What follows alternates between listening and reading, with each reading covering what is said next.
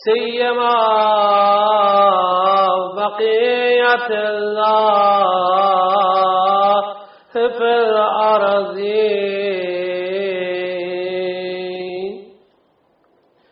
امام زماننا وولي امرنا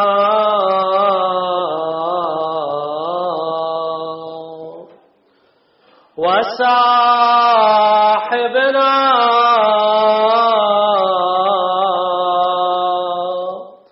ومولانا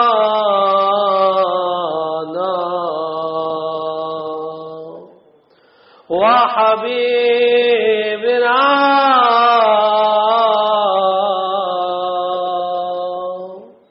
وطبيبنا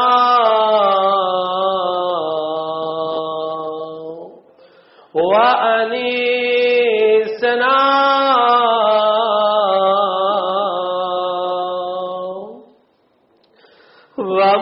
ومونسنا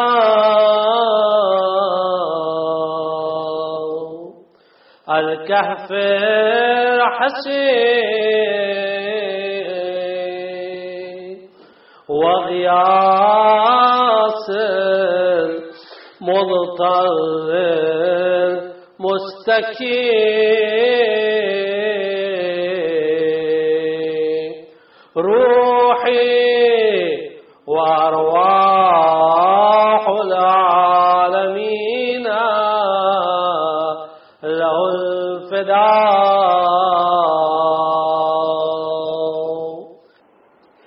أما بعد، فقد قال الله تبارك وتعالى في كتابه المجيد وقوله الحق وهو أصدق القائلين: يا أيها الذين آمنوا هل أدلكم على تجارة تنجيكم من عذاب أليم تؤمنون بالله ورسوله وتجاهدون في سبيل الله بأموالكم وأنفسكم ذلك خير لكم إن كنتم تعلمون.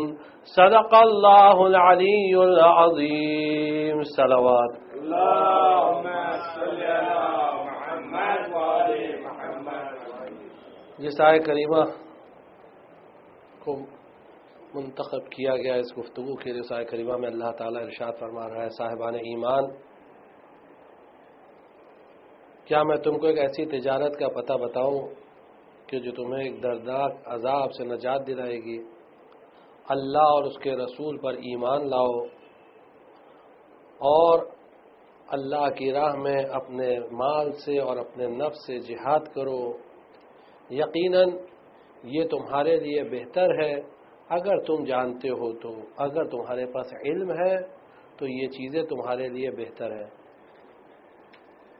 گفتگو جہاد نفس کے متعلق تھی، اور جہاد نفس کے متعلق کل یہ عرض کیا تھا آپ کی خدمت میں کہ اس پر بہت تاکید کی گئی ہے۔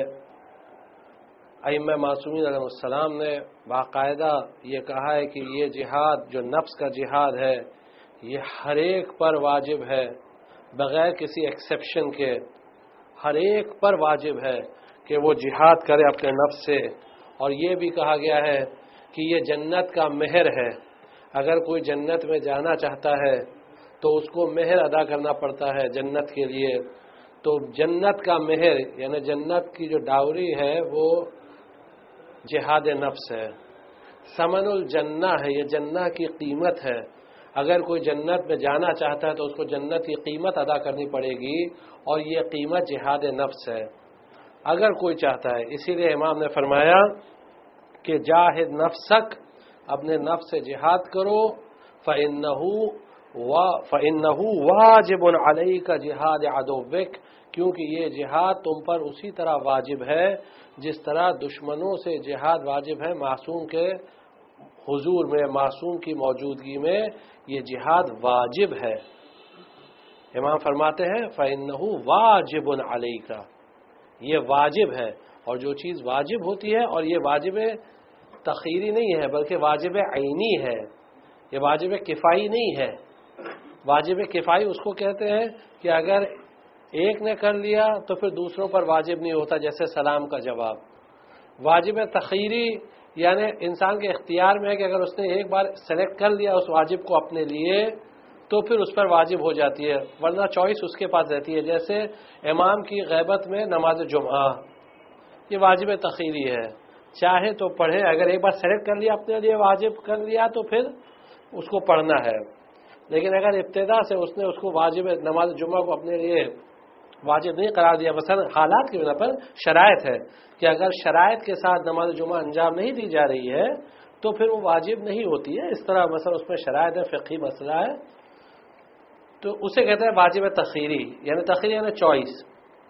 لیکن واجب عینی وہ ہوتا ہے کہ جس میں کوئی ایکسیپشن نہیں ہوتا، وہ واجب ہے اور اس کو ادا کرنا ہے، جیسے نماز واجب عینی ہے، جیسے روزہ واجب عینی ہے، جیسے حج اگر استطاعت ہے تو واجب عینی ہے، اسی طرح یہ جہاد نفس واجب عینی ہے۔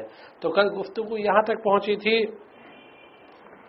کہ جہاد نفس کی پہلی منزل یہ ہے کہ انسان فکر کرے، اپنی فکر کو تبدیل کرے، اپنے آپ کو تبدیل کرے۔ جب اس کی فکر تبدیل ہوگی اور وہ واقعاً فکر کرے گا عقل اور علم کی روشنی میں، تو پھر اس کی جو فکر تبدیل ہوگی وہ اللہ والی فکر ہوگی، اور واقعاً وہ ایسا مسلمان ہوگا جو اللہ چاہتا ہے۔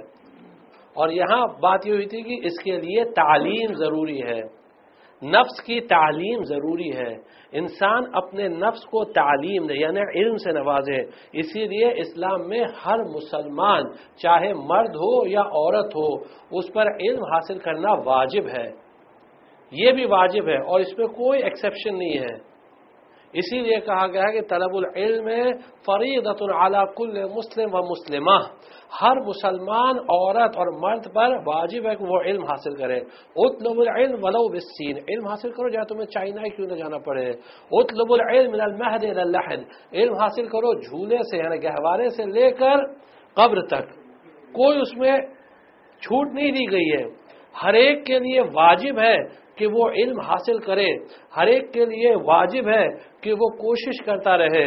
اور یہاں امام فرماتے ہیں کہ علم کے لیے بہت زیادہ انسان پڑھتا رہے۔ آپ حضرت گزارش ہے تھوڑا آگے تشریف لے آئے، ایک صلوات پڑھ دیجئے۔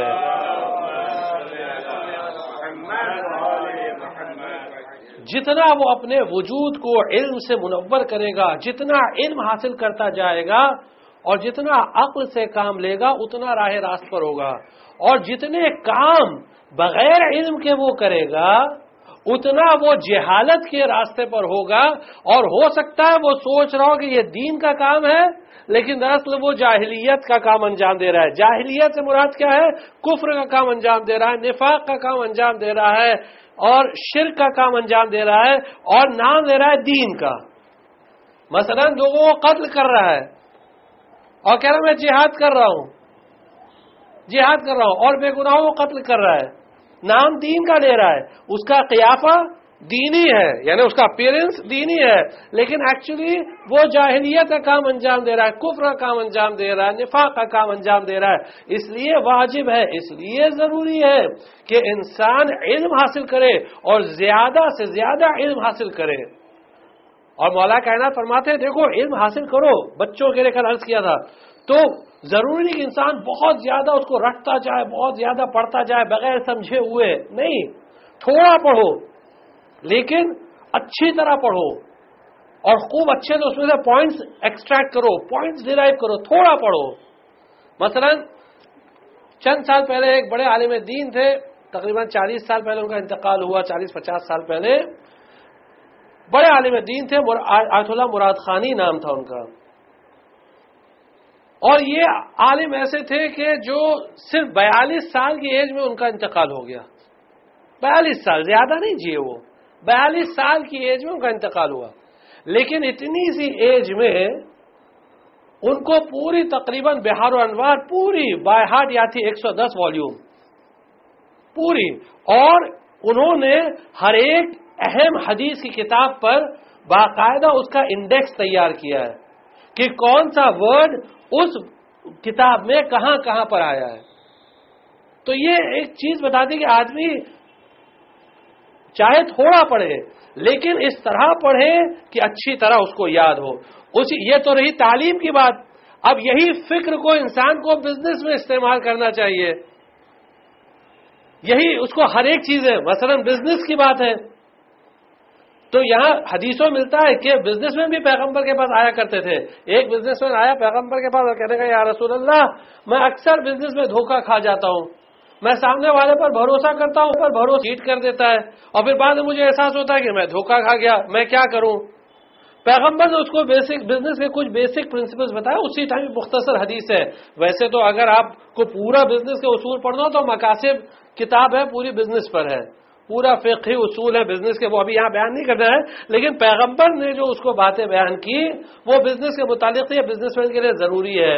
پیغمبر نے اس سے فرمایا کہ دیکھو کیونکہ تم کو چیزیں سمجھنے میں وقت لگتا ہے بزنس میں, اس لیے تم جب بھی کوئی کانٹریکٹ سائن کرو تو اس کانٹریکٹ کی ویلیڈیٹی کم سے کم جب خریدو تو 3 دن کی رکھو, کیونکہ وہ چیزیں ایسی تھی کہ روزانہ کی خرید و فروخت کی تھی. تو 3 دن کی ویلیڈیٹی رکھو ٹرانزیکشن کی, اور اس میں یہ شرط لگاؤ کہ اگر یہ چیز میرے معیار اور سٹینڈرڈ کے حساب سے نہیں ہوئی تو میں اسے واپس کر دوں گا, دھوکہ نہیں کھاؤں گا. ایک چیز یہ, پہلی چیز یہ ہمیشہ کانٹریکٹ کی ویلیڈیٹی بڑھاؤ. یہ پیغمبر اس کو اصول بتا رہے ہیں. دوسری چیز یہ ہے پیغمبر نے فرمایا کہ دیکھو بزنس میں کبھی جلدی مت کیا کرو. جو چیز تمہارے مقدر میں جو رزق لکھا ہوا ہے وہ رزق تمہیں ملے گا. تم بہت جلدی مت کرو, اطمینان سے کرو, اطمینان سے کام لو. کیوں؟ کہا کہ جلدی کا کام شیطان کا ہوتا ہے اور اللہ اطمینان کو پسند کرتا ہے. اللہ جلد بازی کو پسند نہیں کرتا ہے. اطمینان سے کام لو, جلد بازی مت کرو, مشورہ کر کے کام کرو. جب کوئی چیز کرو بزنس میں تو ہمیشہ مشورہ کرو تاکہ تم اس میں صحیح فیصلہ لے سکو. اور تیسری چیز پیغمبر فرماتے ہیں کہ جب بھی کوئی ڈیسیشن لو بزنس کے اندر تو بڑے اچھے سے اس کو سمجھو اور سمجھنے کے بعد فیصلہ کرو. اور یہاں پیغمبر نے اسے مثال دی. پیغمبر فرماتے ہیں کم سے کم کتے سے تو بہتر بنو. یہ پیغمبر کی مثال دیکھیے, کم سے کم کتے سے بہتر بنو. پیغمبر فرماتے ہیں جب کسی کتے کے سامنے روٹی پھینکی جاتی ہے تو وہ روٹی کو اچھے سے سونگھتا ہے. اور آپ جانتے ہیں کتے کا جو سنیفنگ پاور ہوتا ہے وہ تو بہت پاورفل ہوتا ہے, سب جانتے ہی ہیں کہ ہر جگہ سنیفر ڈاگز یوز کیے جاتے ہیں تو بڑا پاورفل ہوتا ہے سونگھنے میں. لیکن وہ کتا بھی جب اس کے سامنے روٹی ڈالی جاتی ہے تو وہ اچھے سے سونگھتا ہے اور جب دیکھتا ہے کہ ہاں اب یہ غذا کھانے کے لائق ہے تب وہ اسے کھاتا ہے. پیغمبر فرماتے ہیں کہ جب کوئی ہڈی روٹی کوئی بھی چیز کتے کے سامنے ڈالی جاتی ہے تو وہ اچھے سے سونگھتا ہے. اسی طرح بزنس میں ہمیشہ فکر سے کام لو اور دیکھو آیا یہ چیز مناسب ہے یا مناسب نہیں ہے. اگر مناسب ہے تو فیصلہ کرو. اب یہ مناسب کیا ہے, اس میں سب سے پہلی چیز تو یہ دیکھنا آیا یہ حلال ہے یا حرام ہے, آیا اللہ کو یہ چیز پسند ہے یا پسند نہیں ہے, آیا یہ چیز آخرت کے مطابق ہے یا نہیں ہے. جو مقاصد میں اصول بیان کیے گئے ہیں ان مقاصد کے ان اصولوں کے مطابق ہے یا نہیں ہے. اور پھر اس کے بعد اگر خود سمجھ میں نہیں آتا ہے تو کسی عالم دین جو آپ کے جو لوکل عالم دین ہے جن سے آپ کا کانٹیکٹ ہے, جن سے رابطہ ہے, یعنی واقعی عالم دین, ہاں جو فقہ سے واقف ہو, جو فقہ سے واقف ہو, جنہوں نے علم حاصل کیا ہو, ان سے جا کر پوچھیں, ان سے دریافت کریں کہ مولانا یہ بزنس میں سٹارٹ کرنے جا رہا ہوں, آیا یہ مناسب ہے یا نہیں ہے. کیونکہ کل آپ کی خدمت میں عرض کیا تھا کہ یہ بہت امپورٹنٹ چیز ہے, ورنہ اگر انسان حرام غذا کھائے گا تو اس کے اثرات کہاں تک جاتے ہیں, وہ اس کی نسل کو خراب کرے گا, اس کی عاقبت کو خراب کرے گا, اس کی آخرت کو خراب کرے گا, ہر چیز کو خراب کرنے والی. اس لیے ضروری ہے کہ انسان بزنس کرنے سے پہلے اس کو اچھے سے سمجھے, فکر سے کام لے. تو پیغمبر فرماتے ہیں کہ لازم اور ضروری ہے کہ وہ بزنس میں فکر کرے، کیونکہ بزنس خالی نام کے لیے بزنس نہیں ہوتا، اور یہ نہیں کہ کسی بھی طرح کما لینا ہے، کیسے بھی پیسہ بنا لینا ہے، نہیں، ایسا نہیں ہوتا، بلکہ اس کا تعلق انسان کے گوشت و پوشت سے ہوتا ہے، اس کا تعلق انسان کی آخرت سے ہوتا ہے، اس کا تعلق انسان کی نسل سے ہوتا ہے۔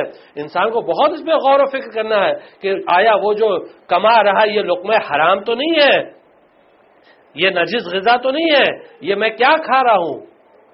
تو یہ ایک بہت امپورٹنٹ چیز ہوتی ہے۔ اب جو بنیاد فکر ہے، فکر کی بنیاد کیا ہوتی ہے، وہ آج اس کو ہم سٹڈی کرتے ہیں کہ ائمہ معصومین علیہ السلام اور پیغمبر اکرم صلی اللہ علیہ وآلہ وسلم کی تعلیمات کی روشنی میں کون سی چیز ہے جو فکر کی بنیاد ہوتی ہے۔ جو چیز قرآن میں اور روایات میں فکر کی بنیاد قرار دی گئی ہے، وہ خود سب سے پہلی چیز خود قرآن کریم ہے۔ یعنی قرآن کریم کی تلاوت، قرآن کریم کو پڑھنا، قرآن کریم کو سمجھنا، ائمہ معصومین علیہ السلام کی تفسیر کی روشنی میں، یہ وہ چیز ہے جو انسان کو فکر عطا کرتی ہے، جو انسان کو عقل عطا کرتی ہے، جو انسان کو علم عطا کرتی ہے۔ قرآن نے خود کہا ہے فَقْصُصِ الْقَصَص، اللہ کہتا ہے پیغمبر سے فَقْصُصِ الْقَصَص لَعَلَّهُمْ يَتَفَكَّرُونَ، اے پیغمبر آپ انہیں یہ قصص یعنی قصوں کہتے ہیں، یہ داستانیں، یہ کہانیاں سنائیے تاکہ یہ فکر سے کام لے، تاکہ یہ سمجھیں، تاکہ ان کے عقل میں کوئی بات آئے۔ فَقْصُصِ الْقَصَص یعنی یہ قرآن کی جو داستانیں ہیں ان پر غور و فکر کریے، ان کو پڑھیے، ان کو سمجھیے۔ اور پھر سورہ یوسف میں پھر ارشاد ہوتا ہے نحن نقص علیک احسن القصص، ہم آپ کے لیے یہ بہترین قصے سنا رہے ہیں، بہترین داستانیں سنا رہے ہیں۔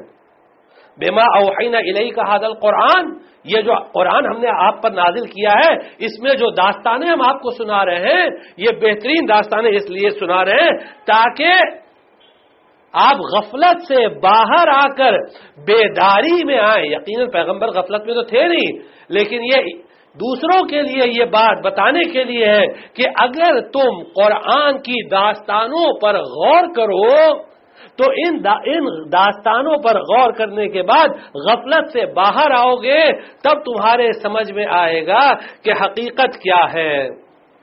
اور یہاں جہاں قصے کی بات نکلی تو ایک بات بیان کر دینا بہت ضروری ہے کہ قصہ وہی ہے جو قرآن نے بیان کیا ہے اور جو حدیثوں میں بیان کیا گیا ہے اور جو سچی تاریخوں میں بیان کیا گیا ہے۔ اس کے علاوہ کوئی قصہ نہ سننے کی اجازت ہے، نہ بیان کرنے کی اجازت ہے، نہ ناول پڑھنے کی اجازت ہے، نہ ناول لکھنے کی اجازت ہے۔ فکشن کی نہ اجازت ہے، نہ پڑھنے کی نہ لکھنے کی، پڑھنے کی بھی اجازت نہیں ہے۔ تو جو لوگ کہتے ہیں اصل میں ہم بور ہو رہے تھے اس لیے یہ ہم پڑھ رہے ہیں، یہ جو بھی میگزینز آتی ہیں، ناولز آتی ہیں، یہ سب چیز یہ حرام ہے، یہ حرام ہے۔ امیر المومنین علی ابن ابی طالب علیہ السلام کہ ظاہری خلافت کا زمانہ تھا اور جو قصاص تھے، قصاص ان کو کہتے تھے جو سٹوری سنایا کرتے تھے بیٹھ کر۔ پہلے کے زمانے میں ایسا ہوتا تھا جیسے چائے کی دکانیں، ریسٹورینٹس ہوتے تھے نا، ڈھابے ہوا کرتے تھے، وہاں کچھ قصاص بیٹھ کر سٹوری سنایا کرتے تھے۔ امیر المومنین نے ان پر لعنت بھیجی ہے، لعنت بھیجی ہے اور باقاعدہ سزا دلاتے تھے جو اس طرح کی سٹوری سنایا کرتا تھا، کہتے تھے اسے سزا دو۔ تو فکشن لکھنا، فکشن سننا، فکشن پڑھنا، فکشن جو چیز حقیقت نہیں ہوتی، تو فکشن جو بھی ہوتی ہے اس پہ سزا ملتی ہے، اور جو شخص پڑھتا ہے، سنتا ہے، لکھتا ہے، اس کی اجرت کماتا ہے، ہر ایک پر لعنت بھیجی گئی ہے، لعنت ہے۔ اس لیے اسی حدیث کی بنیاد پر، اسی کی بنیاد پر اگر خالی اس پر ہی فیصلہ کریں تو فلم ہو یا سیریل ہو یا کوئی بھی ایسی چیز ہو کہ جس کی حقیقت کی بنیاد نہیں ہوتی ہے، خالی اس بنیاد پر وہ چیز حرام ہو جاتی ہے، وہ چیز جائز نہیں ہوتی ہے۔ پھر اگر کوئی کہے نہیں یہ فلم ہے، مثلا کوئی اگر کہے اس طرح جواز پیدا کرے، یعنی اس کو جائز کرنے کی کوشش کرے کہ نہیں یہ حقیقی داستان ہے، یہ حقیقت ہے، یہ داستان حقیقی، اس فلم کی داستان حقیقی ہے، تو آیا اس کو دیکھ سکتے ہیں؟ تو پھر اس میں دوسرے مسائل آتے ہیں. پھر وہ مثلا آپ جانتے ہیں اگر اس میں میوزک ہے تو حرام ہے، نہ محرم ہے تو حرام ہے، یہ چیز ہے تو حرام ہے، وہ چیز تو حرام ہے، اس طرح پھر دوسری چیزیں. لیکن بنیاد اگر غلط ہے تو وہ خود بخود غلط ہو جاتی ہے. بہرحال قرآن نے کہا ہے کہ ان قصوں کو، ان داستانوں کو جو ہم نے تمہارے لیے بیان کیا ہے، ان کو لوگوں کے لیے بیان کریے تاکہ وہ فکر سے کام لیں. قرآن کہتا ہے، سورہ حشر کی آیت ہے، سورہ حشر 59 سورہ قرآن کا، لو انزلنا هذا القرآن على جبل لرأيته خاشعا متصدعا من خشية الله. اگر ہم اس قرآن کو پہاڑ پر نازل کر دیتے تو اے پیغمبر آپ دیکھتے کہ یہ پہاڑ اور اللہ کے خوف سے ریزہ ریزہ ہو جاتا. وَتِلْكَ الْأَمْثَالُ نَضْرِبُهَا لِلنَّاسِ لَعَلَّهُمْ يَتَفَكَّرُونَ. اور یہ مثالیں ہم نے لوگوں کے لیے اس لیے بیان کی تاکہ وہ فکر سے کام لیں، عقل سے کام لیں، فکر سے کام لیں، سوچیں، غور کریں. تو ان سب چیزوں پر انسان کو سوچنا چاہیے جو قرآن نے مثال دی. اب وہ کس طرح کی مثالیں ہیں، کس طرح کی باتیں، وہ انشاءاللہ ابھی آئیں گی. اب دوسری چیز حدیث پر غور کریں، حدیثوں کو پڑھیں. جیسا کہ ہر سال ہم آپ کی خدمت میں بات عرض کرتے ہیں کہ آج حدیثوں کی کتابوں کا ترجمہ ہو چکا ہے انگلش میں. اب تو کسی کے پاس یہ ایکسکیوز بھی نہیں ہے کہ عربی میں ہے، اردو میں ہے، ہم کو عربی نہیں آتی، ہم کو فارسی نہیں آتی، ہم کو اردو نہیں آتی. اب تو کئی کتابوں کا ترجمہ انگلش میں ہو چکا ہے، اب تو گجراتی میں ہو چکا ہے، ہر زبان میں ہو رہا ہے ترجمہ. پڑھیے اس کو، آپ دیکھیے کئی کتابوں کا ترجمہ ہو چکا ہے. حدیثوں کو پڑھیے، اس پر غور کریے، حدیثی کتابوں کو اپنے سرہانے رکھیے. اور اگر کچھ نہیں دن بھر کام کر کے آئے تو کم سے کم اتنا تو کر سکتے ہیں کہ سونے سے پہلے 2-4 حدیثیں پڑھ لی، سونے سے پہلے 2-4 حدیثیں پڑھ لی، کچھ تو ذہن میں بات آئے گی. اور یہ بہت اہم چیز ہے. آپ صرف حدیثوں کا مطالعہ کریے، آپ دیکھیے کس طرح مومن کی تعریف کی گئی ہے، کس طرح شیعہ کی تعریف کی گئی ہے، کس طرح مسلمان کی تعریف کی گئی ہے. غور کریے کہ حدیث پر مثلا 8ویں امام علی ابن موسیٰ رضا علیہ السلام فرماتے ہیں،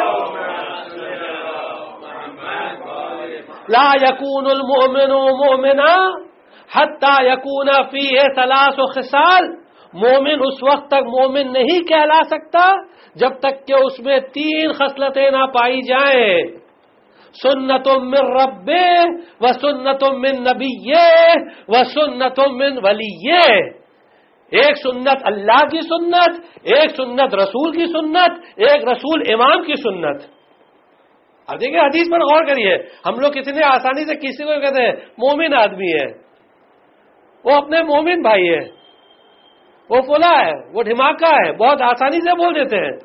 لیکن یہاں امام فرما رہے ہیں کہ لا یکون المؤمن مؤمنا حتی یکون فیہ 3 خصال سنت من ربہ و سنت من نبیہ و سنت من ولیہ. اب آگے بڑھتے امام فرماتے ہیں وَأَمَّا السُّنَّةُ مِن رَبِّهِ.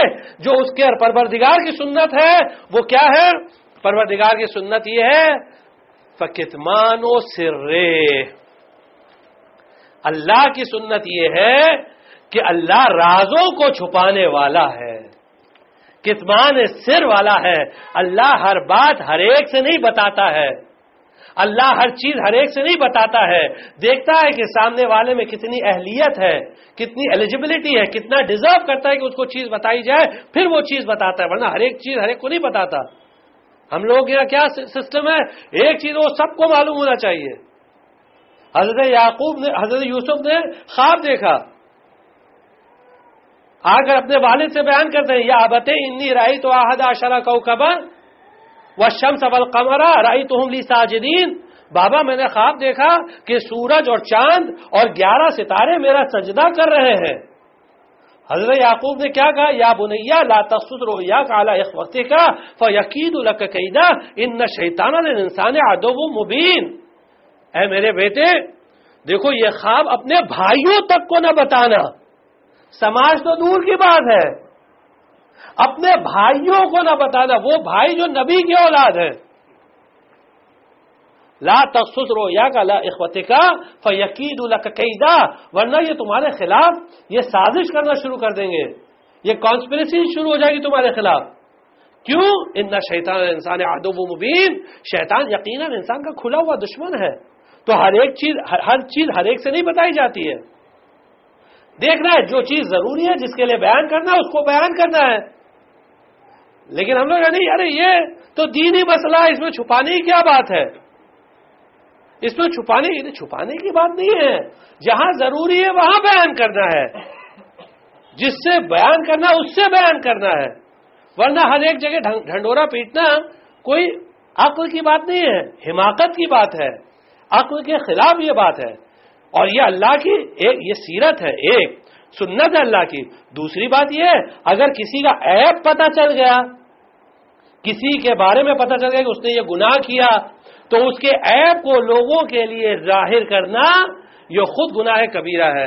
من اذا الفاحشۃ فکان کمبدعھا، جس نے اگر کسی گناہ کو عام کیا گویا اس نے خود اس گناہ کا ارتکاب کیا ہے، اس نے خود اس گناہ کو انجام دیا ہے. اس لیے کبھی لوگوں کے سامنے دوسروں کے گناہوں کو بیان نہ کرو. اور اللہ کی سنت ہی، اللہ کا نام ہی ہے ستار العیوب، اللہ کا نام ہے گناہوں کو چھپانے والا، عیب کو چھپانے والا. ہمارے ہاں کیا سیرت ہے آپ کو پتہ چلا؟ نہیں معلوم؟ اچھا انہوں نے یہ کام کیا، سب کو بتائیں گے، جتنا بڑا سرکل اتنی بات پھیلے گی. حرام ہے یہ چیز، حرام. اور اب تو ایک نیا فتنہ ایجاد ہے جس کو انٹرنیٹ کہتے ہیں. اگر کسی کے بارے میں ایک چیز پتہ چلی تو انٹرنیٹ کے ذریعے عام کیا، بوگس نام سے، دوسرے کے نام سے اس کو عام کر دیا اور سمجھے بڑا کام کیا. البتہ یہ کہ آبرو مومن کی ہوتی ہے، غیر مومن کی نہیں. یہ مومن کے لیے اپلیکیبل ہے، دشمنان اہل بیت کے لیے نہیں ہے. تو یہاں امام فرماتے ہیں یہ سنت اللہ کی سنت ہے، کتمان السر. اور اللہ اپنے آپ کو کہتے ہیں عالم الغیب فلا یظہر علی غیبہ احدا الا من ارتضی من رسول. اور پھر امام فرماتے ہیں کہ دوسری سنت نبی کی سنت کیا ہے؟ نبی کی سنت یہ ہے کہ اللہ نے حکم دیا مدارات الناس، یعنی لوگوں سے اچھے سے پیش آؤ، لوگوں سے ملو جلو، لوگوں کے درمیان اٹھو بیٹھو، لوگوں کے پاس جاؤ، بالخصوص جو غربا ہیں، جو فقراء ہیں، جو نادار ہیں، جن کے پاس نہیں ہے، جاؤ ان سے ملو، ان کے ساتھ اٹھو بیٹھو. اور اللہ نے پیغمبر کو یہ حکم دیا کہ خذ العفو وامر بالعرف، دیکھو لوگوں کو معاف کرتے رہو. قرآن کی آیت ہے، غور کریے گا آیت پر. خذ العفو وامر بالعرف، لوگوں کو معاف کرتے رہو، لوگوں کی چھوٹی چھوٹی غلطیوں کو مت پکڑو. امام فرماتے ہیں کہ جو لوگوں کی غلطیوں پر صبر نہیں کرے گا ماتا وحیدہ، وہ تنہا مر جائے گا، اس کا کوئی ساتھی نہیں ہوگا، اکیلا مر جائے گا. ہر ایک کی ہر ایک غلطی پکڑنا نہیں، معاف کرتے رہو، درگزر کرتے رہو. غلطی ہوئی ہے، ہر ایک سے ہوتی ہے، کوئی ہم سے سب سے زیادہ ہوتی ہے، تو ہم اپنے آپ کو پہلے دیکھ لیں کہ ہم میں کتنی کمیاں ہیں، ہم میں کتنی کوتاہیاں ہیں. اپنے آپ کو دیکھیں، پھر دوسرے پر اس طرح انگلی اٹھائیں. دوسرے پر انگلی اٹھانے سے پہلے خود اپنے آپ کو دیکھیں. گناہوں میں سر تاپا لبریز ہے، بھرے ہوئے گناہوں سے، اور دوسرے پر وہ کر رہے ہیں. نہیں، غلطیاں ہر ایک سے ہوتی ہے، ہر ایک میں عیب ہوتا ہے. تو اللہ نے پیغمبر کو حکم دیا خذ العفو، آپ یعنی معاف کرو. ہم خود اللہ سے ایکسپیکٹ نہیں کرتے. اچھا عام طور سے لوگوں سے جب یہ بات کہو تو سامنے جواز کیا پیش کرتے؟ کہتے ہیں ارے ہم نے ان کو ایک بار معاف کیا پھر انہوں نے وہی غلطی کی، تو اب کیا بار بار معاف کریں گے؟ یہ بات تو صحیح ہے کہ ایک بار آپ نے معاف کیا، انہوں نے پھر وہی غلطی کی، تو کیا بار بار معاف کریں گے؟ نہیں کریے، بالکل نہیں کریے. لیکن یہی چیز پھر اللہ سے بھی ایکسپیکٹ کریے کہ بار بار استغفر اللہ بولتے ہیں اور بار بار گناہ کرتے جاتے ہیں. پھر اللہ بھی اگر یہی جواب دے دے کہ بار بار استغفر اللہ بولتے ہو، استغفر اللہ و اتوب الیہ، استغفر اللہ و اتوب الیہ کرتے ہو، اور پھر بار بار گناہ کرتے ہو، روزانہ صبح سے لے کے شام تک 50 جھوٹ بولتے ہو، 100 غیبتیں کرتے ہو، اس پر تہمت لگاتے ہو، اس پر تہمت لگاتے ہو، غلط کام کرتے ہو، یہ حرام کام کرتے ہو، وہ حرام کام کرتے ہو، دن بھر گناہ کرتے رہتے ہو، اور اس کے بعد اینڈ آف دا ڈے یہ ایکسپیکٹ کرتے ہو کہ اللہ تم کو معاف کر دے، اللہ تم کو فگیو کرے. تو اللہ سے تو یہ ایکسپیکٹیشن ہے، لیکن خود دوسروں کے ساتھ نہیں کریں گے. تو معاف کرو، اللہ کے اخلاق کو اپناؤ، تخلقوا باخلاق اللہ، اللہ کے اخلاق کو اپناؤ.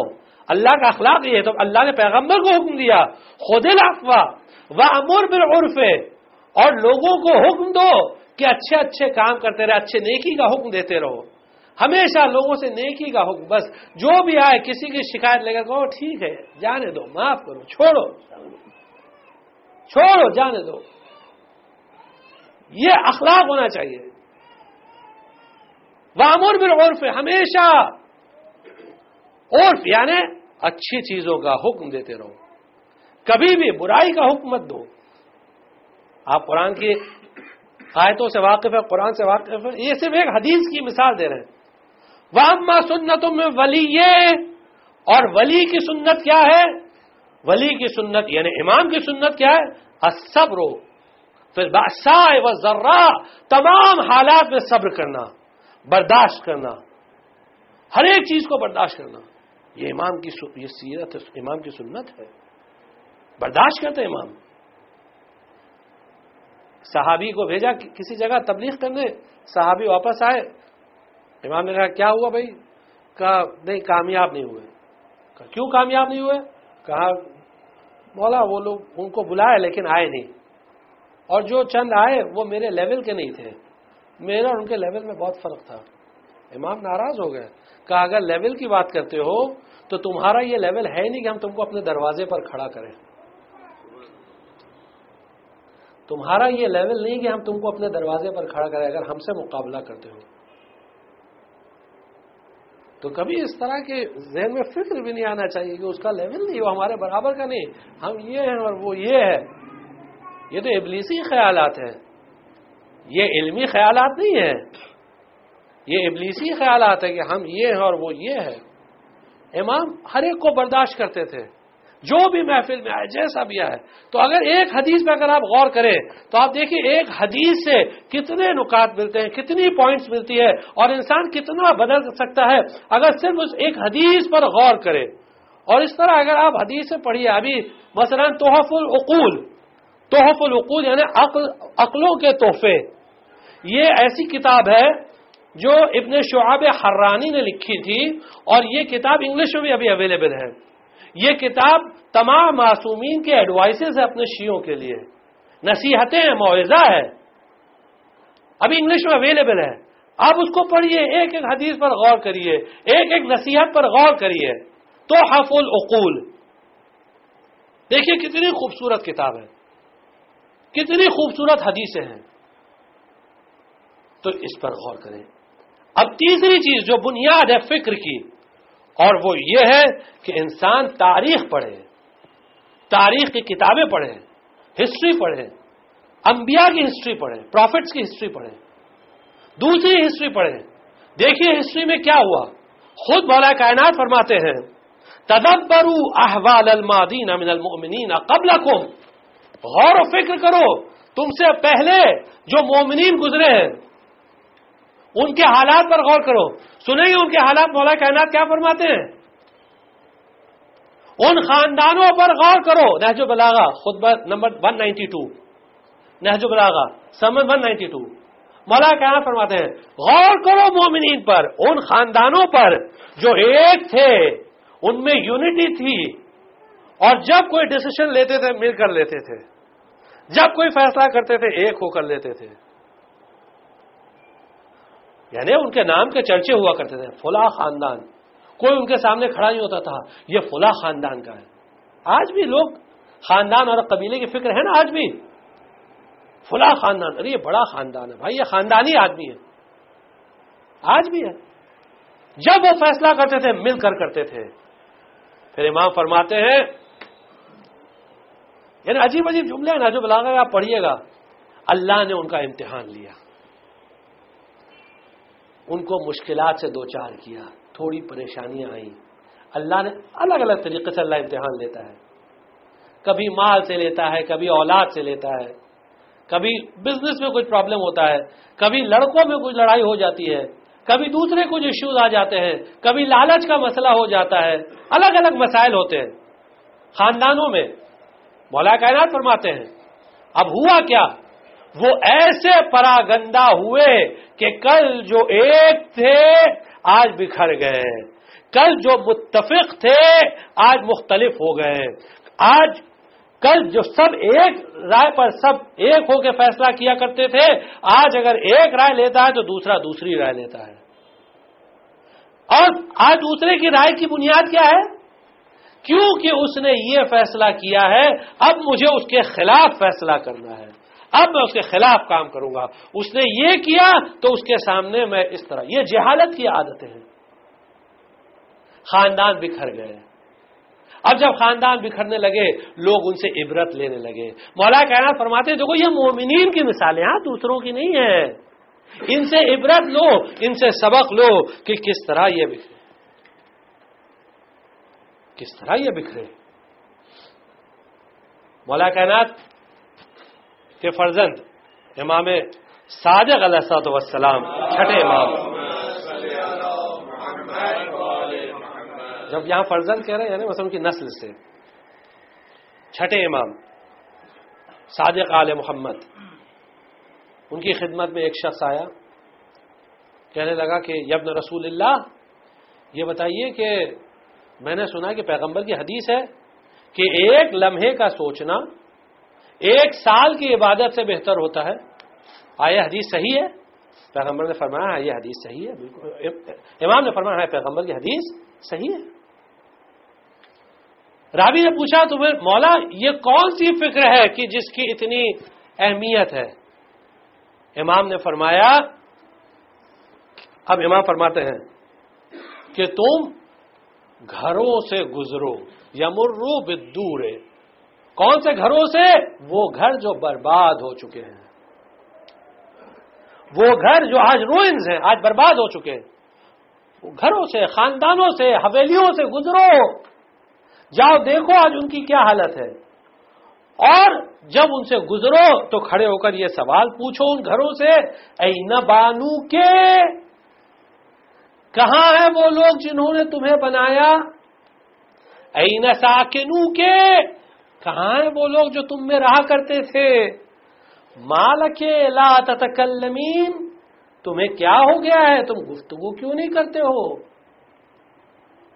یعنی یہاں اس کا ایک حقیقی معنی لیا جا سکتا ہے، ریئل میننگ، کہ واقعی آپ ان بستیوں میں جائیے جو حویلی ہیں، کھنڈر ہیں، پرانے، آپ جائیے یو پی بہار میں ہیں، یہاں بھی آپ جائیے مہاراشٹر میں جو ریموٹ ایریاز ہیں وہاں بڑی بڑی حویلیاں ہیں، قلعے ہیں، یہاں بمبئی میں بھی چندے قلعے ہیں، دیکھیے آج ان قلعوں کی کیا حالت ہے، آج ان حویلیوں کی حالت دیکھیے، بڑے بڑے مکانات تھے، آج ان میں کوئی رہنے والا نہیں، آج ان کے حالات ایسے ہیں۔ تو امام فرماتے ہیں دیکھو، غور کرو، فکر کرو، اور پھر اس کے بعد اس کا جو مجازی میننگ ہے، میٹافوریکل میننگ لیا جا سکتا ہے، وہ یہ ہے کہ انسان تاریخ کی کتابیں پڑھے اور تاریخ کی کتابوں سے سبق سیکھتا رہے، سٹوریز آف پروفٹس پڑھے، پروفٹس کی سٹوری سے سبق لے، ہسٹری سے سبق لے، ایون آج ٹیمپرری جو ریسنٹ ہسٹری ہے اس سے سبق لے۔ مثلا ایسا تو نہیں کہ آج ہمارا دشمن آج ہمیں بیوقوف بنا رہا ہے، خود اس جال میں پھنس گیا۔ مثلا مثال کے طور پر آپ کو ایک چھوٹی سی مثال دیتے ہیں، اور یہ بالکل پریکٹیکل مثال ہے، آپ اس میں غور کریے گا، بالکل پریکٹیکل مثال ہے۔ آج ڈیوورس ریٹس ہمارے سوسائٹی میں بہت بڑھ گیا ہے، بہت زیادہ، اور صرف یہ سوسائٹی نہیں، انڈیا کی بات نہیں کر رہے، ایران میں ابھی نیوز پیپر میں تھا 40 to 50% ریٹس بڑھ رہے ہیں ایوری ایئر ڈیوورس کے، 40 to 50% ایران میں، یہاں انڈیا میں اسی رفتار سے بڑھ رہا ہے، بڑھتے جا رہا ہے۔ کیوں بڑھتے جا رہا ہے؟ بہت سارے ریزنز ہیں، بہت سارے ریزنز، ہم کو ریزنز پہ بھی اینالائز ان کو نہیں کرنا ہے، لیکن ایک مثال آپ خالی دیکھیے کہ یہ کہاں سے آئی یہ لعنت. دیکھیے ایسا نہیں کہ ڈیورس پہلے کبھی تھا ہی نہیں، پہلے ہوا کرتا تھا لیکن بہت کم، اور اس میں مثلا ایک دم ٹوٹل انکمپیٹیبلٹی ہوتی تھی تو ڈیورس ہو جاتا تھا. ٹھیک ہے، اللہ نے اس کو جائز قرار دیا ہے، لیکن جائز ان حالات میں کہ جہاں مثلا ہسبینڈ وائف کا رہنا امپاسبل ہو تو وہاں ٹھیک ہے. اب آج حالات کیسے ہو گئے کہ ذرا سی نا اتفاقی ہوتی ہے اور ڈیورس. اس کا بیک گراؤنڈ کیا، اس کی ریزنز کیا ہے، آپ اس پر غور کریے.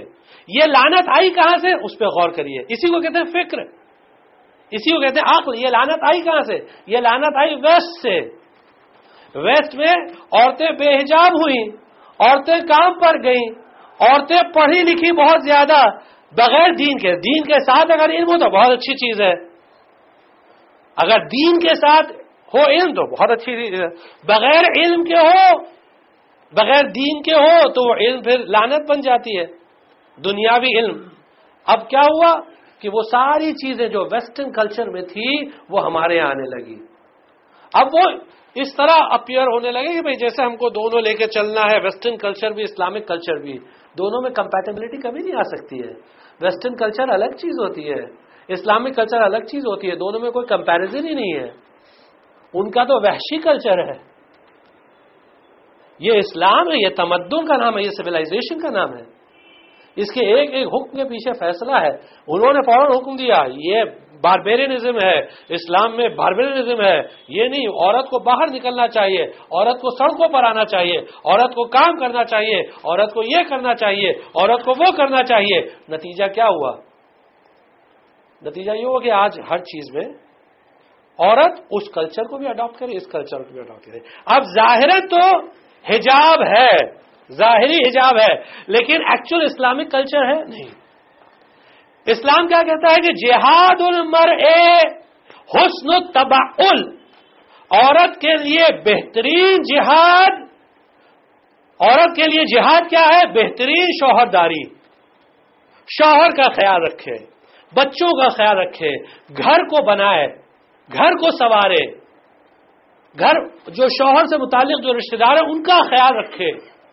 یہ عورت کے لیے جہاد ہے، یہ عورت کا کام ہے. اب آج اس کو دنیاوی تعلیم دی گئی تو اس نے گریجویشن پوسٹ گریجویشن کر لیا، اب تھوڑا انگریزی بولنے لگی تو کیا کہنا، نور علی نور. اور اس کے بعد پھر تھوڑا دینی تعلیم ناقص وہاں مل گیا، ناقص علم، آدھا علم. تو یہ اب دو سیمی ڈیفنگ چیزیں مل گئی تو آپ سوچئے کیا ہوگا، خدا خیر کرے. اب وہ شوہر کے گھر میں آ کر کہتی ہے یہ میری ڈیوٹی نہیں ہے، وہ مجھ پر واجب نہیں ہے، یہ میرا فریضہ نہیں ہے، وہ میرا فریضہ نہیں ہے، یہ میری ذمہ داری نہیں ہے، اور میری ذمہ داری یہ ہے اور وہ چیز واجب ہے، وہ چیز واجب ہے. اس طرح کی باتیں اسلام اس نے سمجھا ہی نہیں ہے.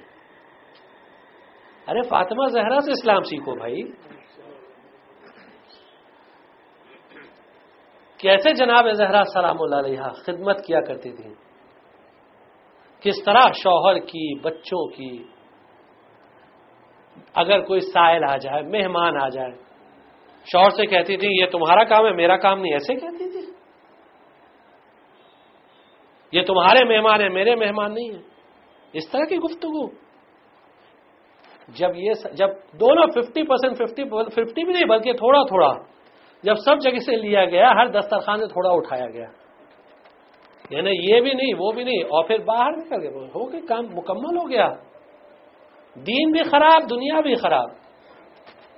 اب ہر جگہ دین کا بھی مسخرہ ہو رہا ہے واقعا. یعنی جیسے مولا کائنات جب خلافت ظاہری پر فائز ہوئے، ظاہری خلافت پر 36 ہجری میں، تو مولا کائنات نے کیا کہا کہ اگر آج میں کہوں کہ یہ چیز حرام اور یہ چیز حلال ہے تو لوگ کہیں گے کہ علی ابن ابی طالب کا خون مباح ہے، علی کو قتل کر سکتے ہیں، علی دین کو بدل رہے ہیں، علی اس اسلام کو بدل رہے ہیں. اگر آج میں کہوں. اسی طرح واقعاً آج کے حالات ایسے ہیں کہ اگر آج چیزیں بیان کرنے لگے کہ بھائی یہ اسلام نہیں ہے جو چل رہا ہے، تو لوگ کہیں گے یہ دیکھو یہ دین کی بات کر رہے ہیں. ارے فلاں جگہ تو ایسا ہوتا ہے اور آپ کہتے ہیں یہ جائز نہیں ہے، فلاں جگہ تو ایسا ہوتا ہے اور آپ کہتے ہیں یہ جائز نہیں ہے.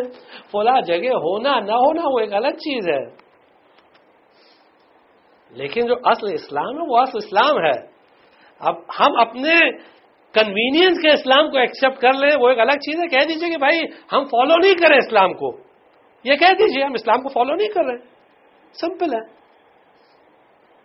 لیکن صرف اپنی بہنوں کو اور بیٹیوں کو یہ کہنا چاہوں گا کہ اسلام اگر ماننا ہے تو اس اسلام کو مانو جو واقعی اور حقیقی اسلام ہے، اور حقیقی اسلام میں گھر بنانے کا نام ہے، گھر توڑنے کا نام نہیں ہے. اگر اس میں مشکلات آتی تو مشکلات برداشت کرو، اگر اس میں مصائب ہیں تو مصائب برداشت کرو. تھوڑا برداشت کا مادہ پیدا کرو، برداشت کا مادہ ہونا چاہیے، ورنہ نتیجہ کیا ہوگا؟ سوسائٹی میں 40-50% لوگ اگر سنگلز رہیں گے تو آپ سوچ سکتے ہیں کتنا کرپشن ہوگا سوسائٹی میں، کتنا کرپشن ہوگا. کبھی اس پہ غور کیا ہے؟ اور کیا حالات ہوں گے سوسائٹی کے؟ تو برداشت کرنے کا نام ہے، امام کی سنت ہے برداشت کرنا، امام کی سیرت ہے برداشت کرنا. ورنہ یہاں طلاق ہوا، ایک بچہ ادھر گیا، ایک بچہ ادھر گیا، ایک ادھر وہ ادھر، بچہ اس کے ساتھ، باپ ادھر ماں ادھر. یہ سوسائٹی ہے؟ یہ سوسائٹی رہے گی؟ یہ دین ہے؟ یہ اسلام ہے؟ یہ کس کا اسلام ہے؟ یہ اسلام اہل بیت کا اسلام تو نہیں ہے.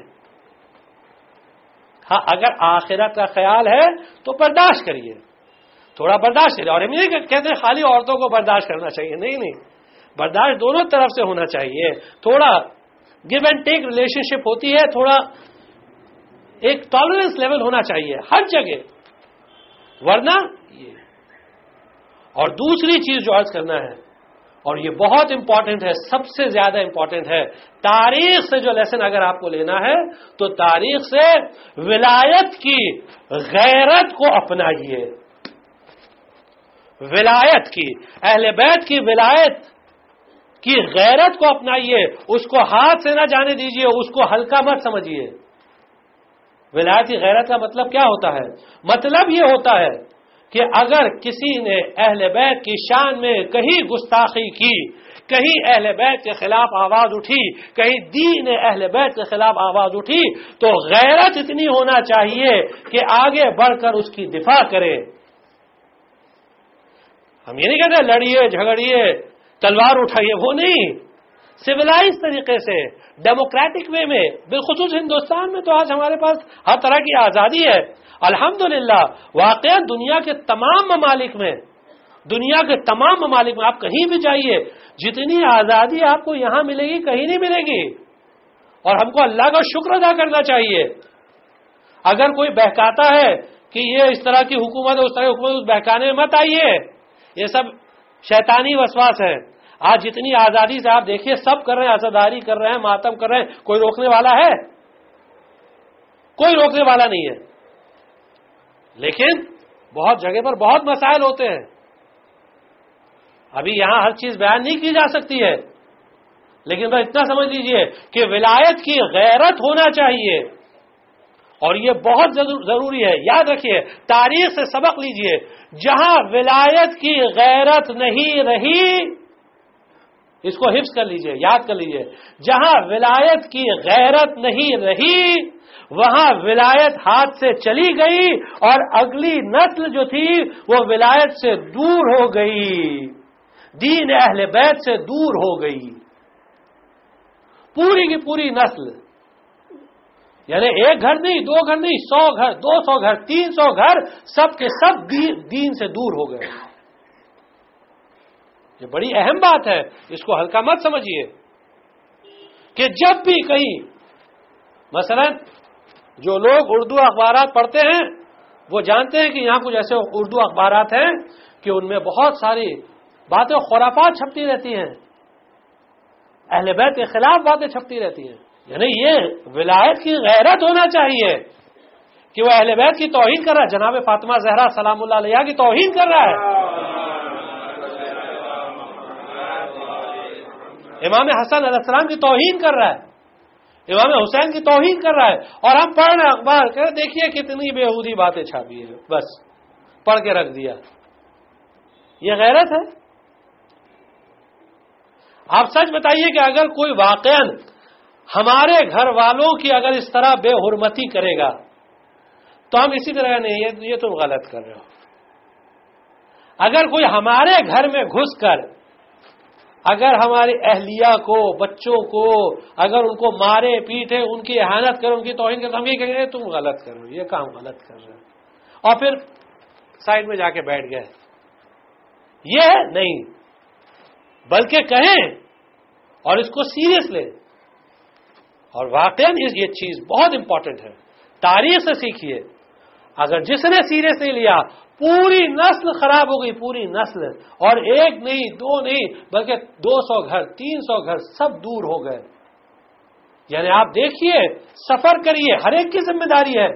جہاں مستضعفین یعنی جو کمزور اہل بیت کے چاہنے والے کمزور شیعہ رہتے ہیں وہاں جا کر دیکھیے، ایسا تو نہیں ہے کہ کوئی ان کا دین ان سے لے رہا ہے. غور کریے گا ان چیزوں پر. جب اہل بیت کو کوفے میں لایا گیا دربار میں، اور ابن زیاد ملعون وہ توہین کر رہا تھا امام زین العابدین علیہ السلام کی، اور کہہ رہا تھا کہ ساری تعریف اللہ کے لیے ہے جس نے تمہاری یہ حالت کر دی. اس نے وہ الفاظ استعمال کیا جو ہماری غیرت گوارا نہیں کرتی کہ ان کو ہم یہاں استعمال کریں، لیکن اس نے اس طرح کے الفاظ استعمال کیے. وہاں ایک صحابی بیٹھے ہوئے تھے جو ضعیف تھے، پیرے مرد تھے اور نابینا تھے. ان کا نام تھا عبداللہ ابن عفیف، اور واقعی عفیف نام تھا، عفیف یعنی عفت والا، غیرت والا. عبداللہ ابن عفیف وہ نابینا تھے، اندھے ہو گئے تھے. کس طرح اندھے ہوئے تھے؟ مولا کائنات کو بہت زیادہ چاہتے تھے. ساتھیوں میں سے تھے مولا کائنات کے. عبداللہ ابن عفیف امیر المومنین کے صحابیوں میں سے تھے، اس زمانے میں تھے. جب جنگ ہوئی جنگ جمل، تو جنگ جمل میں شرکت کی. جنگ جمل میں ایک آنکھ چلی گئی، ایک تیر لگا، ایک آنکھ چلی گئی، ایک آنکھ بچی. پھر جب جنگ ہوئی جنگ صفین، تو اس میں دوسری آنکھ بھی چلی گئی. نابینا ہو گئے. نابینا ہونے کے بعد آپ جانتے ہیں کہ آدمی کی کیا کیفیت ہوتی ہے.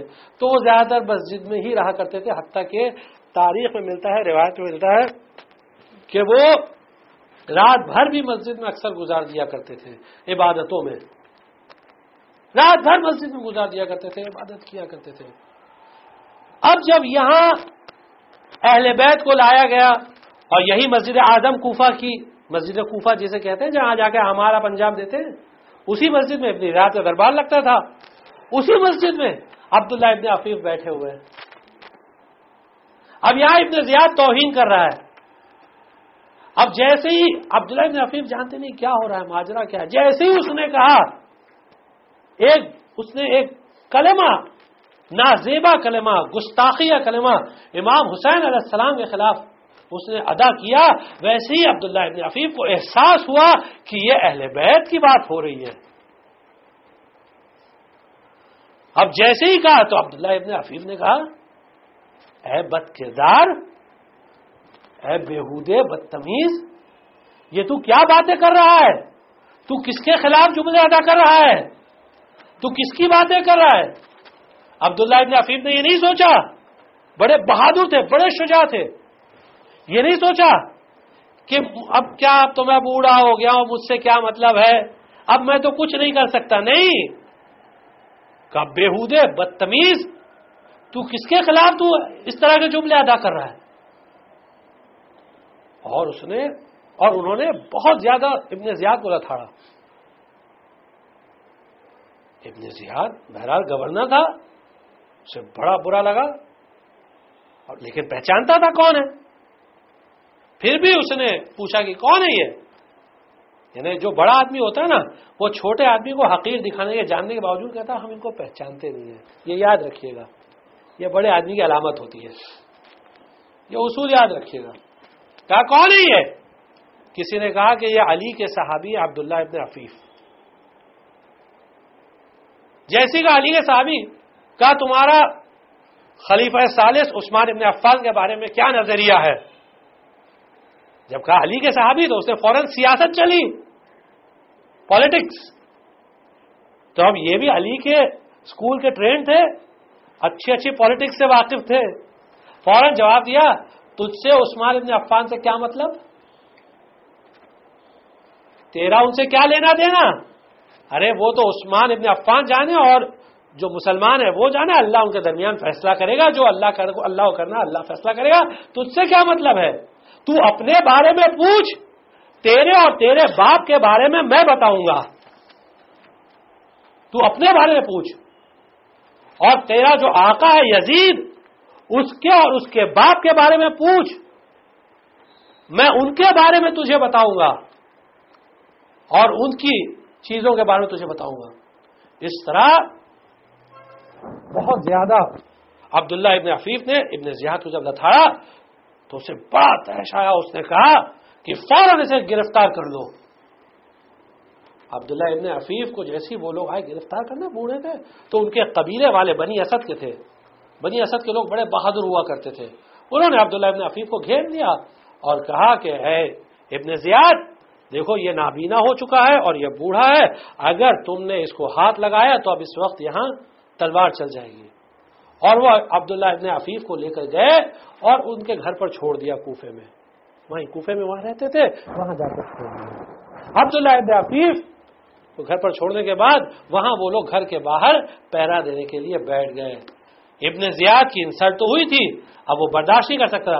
اب وہ جو اس کی فوج تھی, جو وہاں کی فوج تھی, وہ اور اس کے علاوہ اس نے مصر سے جو فوج بلائی تھی امام حسین علیہ السلام کو شہید کرنے کے لیے, وہ سب وہاں موجود تھے. سب سے کہا کہ جاؤ اور اس بوڑھے کو گرفتار کر کے لاؤ. جب وہ لوگ گئے تو وہاں انہوں نے گرفتار جب کرنے گئے تو وہاں جنگ ہوئی, اور جنگ ہونے کے بعد جو بنی اسد کے لوگ تھے ان کو قتل کیا. قتل کرنے کے بعد جب اندر جانے لگے تو عبداللہ ابن عفیف کی بیٹی تھی. بیٹی نے کہا کہ بابا وہ لوگ گھر میں آ رہے ہیں. عبداللہ نے کہا بیٹی گھبرانا نہیں, تو مجھے میری تلوار دے دے اور خالی مجھ سے بتاتے جائے کہ کون کہاں سے آ رہا ہے, آگے سے آ رہا ہے, پیچھے سے آ رہا ہے, دائنے سے آ رہا ہے, بائیں سے آ رہا ہے, خالی بتاتے چلے جانا, میں لڑتا رہوں گا. نابینا تھے, علی کا اسکول کا ٹرینڈ آدمی. اب بیٹی کے لیے بابا یہ سامنے سے آ رہا ہے تو اس کو مارا, بابا یہ پیچھے سے آ رہا ہے اس کو مارا, بابا یہ دائنے سے آ رہا ہے اس کو مارا, بابا یہ بائیں سے آ رہا ہے اس کو مارا. اس طرح مقتل میں لکھا ہے کہ عبداللہ ابن عفیف نے 33 پیادوں کو قتل کیا اور 50 گھوڑ سوار کو مارا. 33 پیادوں کو اور 50 گھوڑ سوار کو. بہرحال بالآخر انہوں نے عبداللہ ابن عفیف کو زخمی کر اور گھیر دیا اور پکڑ لیا, اور پکڑ کے گرفتار کرنے کے بعد ابن زیاد کے سامنے لے کر آئے. ابن زیاد کے سامنے لے کر آئے اور وہاں گفتگو ہوئی. پھر اس طرح کی باتیں ہوئی. ابن زیاد نے کہا کہ اب میں اس کی بات کو سنوں گا نہیں, بس اب اسے قتل کر دو. ابن زیاد نے کہا, ایک جملہ ادا کیا, الحمدللہ الذی اخزاکا, ساری تعریف اس اللہ کے لیے جس نے تجھے ذلیل و رسوا کیا. عبداللہ ابن عفیف نے کہا, اے ابن مرجانہ, تیری اوقات کی تو مجھے ذلیل و رسوا کرے, ارے اللہ نے تجھے ذلیل و رسوا کیا. ابن زیاد نے جب اتنا سنا تو کہا اب میں مزید نہیں سنوں گا, اب اسے فوراً قتل کر دو. جیسے ہی عبداللہ نے یہ سنا, عبداللہ نے کہا الحمدللہ. ابن زیاد نے شکر کیوں ادا کیا؟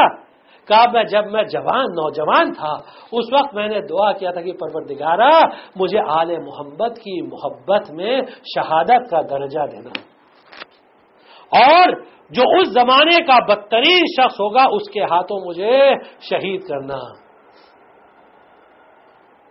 آج وہ میری دعا پوری ہوئی. عبداللہ ابن عفیف کی یہ جملے سن کر ابن زیاد نے کہا کہ اب فوراً اسے شہید کو اسے قتل کر دو, ایک لمحے کے لیے بھی اسے زندہ مت رکھو. بس دجال آیا اور اس نے عبداللہ ابن عفیف کے دونوں ہاتھ باندھے اور ایسی تلوار چلائی کہ عبداللہ ابن عفیف کی گردن اڑ کر گئی اور عبداللہ ابن عفیف وہاں شہید ہوئے. عبداللہ ابن عفیف شہید ہوئے کہ عبداللہ ابن عفیف کی بیٹی جو 7 سال کی صرف تھی اس نے ہائے بابا کہا, اور ایک مرتبہ جیسے ہائے بابا کہا کہ ایک مرتبہ زینب کبریٰ آگے بڑھی, عبداللہ ابن عفیف کی یتیمہ کے سر پر ہاتھ پھیرا, اپنے ساتھ رکھا بیٹی گھبرانا نہیں, ہم تمہارے ساتھ ہیں. ارے میں کہوں گا اے زینب, عبداللہ ابن عفیف کی یتیمہ پر تو تم نے ہاتھ پھیرا, اس کو سہارا دیا, لیکن ہائے حسین کی یتیمہ, ہائے سکینہ, اپنے بابا کی شہادت کے بعد ہاتھ پھیرنا تو دور کی بات, اشقیاء خیمے میں گھسائے اور خیموں میں آگ لگائی. جب سکینہ باہر نکلی تو تماچے لگائے, کان کی بالیاں اس طرح چھینی کہ کان سے خون بہنے لگا. یہ یتیموں کے ساتھ سلوک کیا گیا. اور 11ویں محرم اس چھوٹی سی بچی کو کہ جس کی عمر 4 سال بتائی جاتی ہے, اس کے ہاتھوں میں رسن تو بند نہ سکی تو گلے میں رسن باندھی گئی اور اس کو گلے سے کھینچا گیا اور دربار میں لایا گیا. ہائے بابا, ہائے بابا. وَسَيَعْلَمُ الَّذِينَ ظَلَمُوا أَيَّ مُنقَلَبٍ يَنقَلِبُونَ. إِنَّا لِلَّهِ وَإِنَّا إِلَيْهِ رَاجِعُونَ. رَلَمْ قَضَائِهِ تَسْلِيمًا لِأَمْرِهِ أَلَا لَعْنَةُ اللَّهِ عَلَى الْقَوْمِ الظَّالِمِينَ. پروردگار امام زمان علیہ السلام کے ظہور میں تعجیل فرما, پروردگار امام زمان علیہ السلام کے ظہور میں تعجیل فرما, ہم کو ان کے آوان انسان میں شمار فرما. پروردگارہ جو لوگ پریشان حال ان کی پریشانیوں کو دور فرما, جو مقروض ہیں ان کے قرضوں کو ادا فرما, جو اپنے وطن سے دور ہیں ان کو ان کے وطن لوٹا دے, جو بیمار ہیں ان کو شفاء کامل و عاجل عطا فرما. پروردگارہ جو لاولد ہیں ان کو اولاد نیک اور صالح عطا فرما. پروردگارہ ہم کو دنیا میں زیارت حسین اور آخرت میں شفاعت حسین سے مشرف فرما.